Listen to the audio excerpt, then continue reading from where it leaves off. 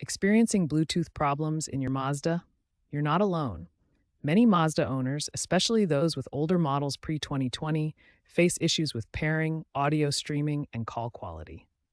The good news is that many problems can be resolved with simple steps. Start by ensuring your Mazda Connect system is up to date.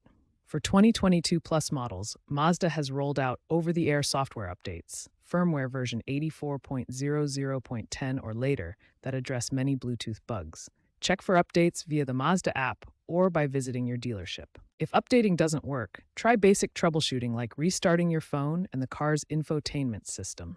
Interference from other devices, like Wi-Fi signals, can also cause pairing failures, so try pairing in a location with less interference. If basic troubleshooting doesn't resolve your Mazda Bluetooth issues, try clearing the cache in your infotainment system. Find the Bluetooth settings and select the option to clear cache. This removes corrupted files that cause connectivity problems.